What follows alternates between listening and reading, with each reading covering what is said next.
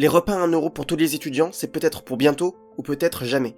Pourquoi cette mesure divise autant et a-t-elle une chance d'être appliquée? On vous explique tout.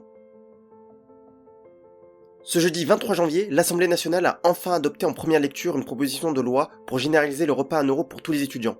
Actuellement, seuls les étudiants boursiers et ceux en situation de précarité peuvent en bénéficier. Pour tous les autres, un repas au Crous coûte 3,30 €. Cette proposition de loi portée par le groupe socialiste avait été déjà rejetée en 2023 à une voix près. Mais cette fois, elle est largement adoptée, 149 votes pour, seulement 5 contre et 19 abstentions. Une victoire pour les défenseurs du pouvoir d'achat étudiant. Les défenseurs de cette mesure, notamment à gauche, estiment que la précarité ne se limite pas seulement aux étudiants boursiers. Beaucoup d'entre eux, même non boursiers, peinent à joindre les deux bouts, comme le montrent les longues files d'attente devant les distributions alimentaires.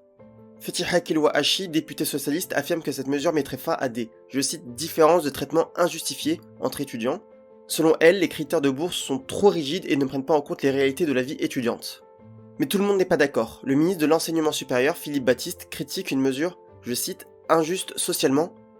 Il estime qu'elle profiterait aussi aux étudiants les plus aisés, alors que l'argent devrait être prioritairement utilisé pour les plus précaires. Le coût estimé, 90 millions d'euros. Pour le gouvernement, cet argent serait mieux investi dans l'amélioration de la qualité des repas et l'extension du réseau des Crous, qui peinent déjà à répondre à la demande actuelle.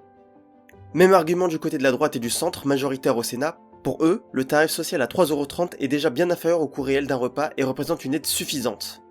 Prochaine étape pour cette loi, le Sénat. Mais la majorité de droite et du centre semble peu convaincue.